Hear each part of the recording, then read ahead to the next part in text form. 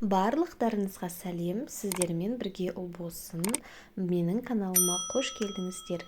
Бүгін осындай өте жұмсақ, дәмді булочкалар дайындайтын боламыз. Менің видеомды соңына дейін көріңіздер. Ең бірінші бізге жылы сүт қажет.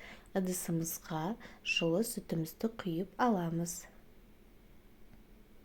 Сүтіміз міндетті түрде жылы болу қажет. Одан кейін керек мөлшерде қантымызды қосамыз, кішкене тұз қосамыз және де бір жұмыртқаны саламыз. Барлығын венчиктің көмегімен араластырып аламыз. Одан кейін бізге ашытқы қажет, осындай құрғақ ашытқы қажет болады. Ендігі кезекте еріп тұрған сары майымыз қажет. Барлығын біркелкі араластырамыз. Сары майымызды міндетті түрде ерітіп аламыз. Барлығын араластырып болғаннан кейін ұнымызды шетінен қосамыз.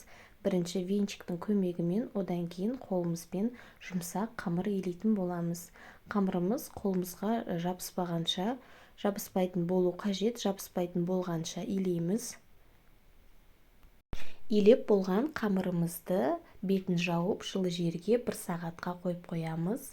1 сағат өткеннен кейін қамырымыз осылай көтеріледі. Өте жұмсақ, әдемі қамыр болды. Енді қамырымызды кесіп, домалақтап, кішкентай бөлшектерге домалақтап аламыз.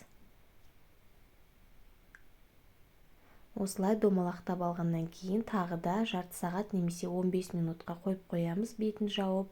Салмасына өздеріңіз қалауларыңыз бойынша менде кептірілген алманың қағы.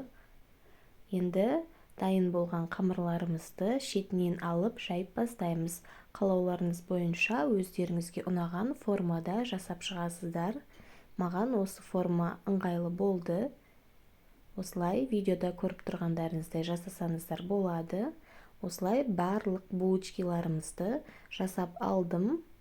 Жасап алғаннан кейін противенімізге тізіп жинап алып шығамын. Алдын ала пешімді қыздырып қойдым, оған дейін бетіне жұмыртқаның сарысын жағып шықтым. Барлығын осылай жағып шығасыздар. Алдын ала қызып тұрған пеште 180 градуста 35 минуттай пісіріп аламыз.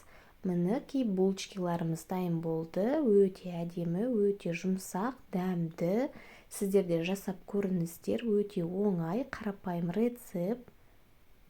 Жасап көруге кеңес беремін. Бір жасағаннан шығатын өте дәмді булочкалар.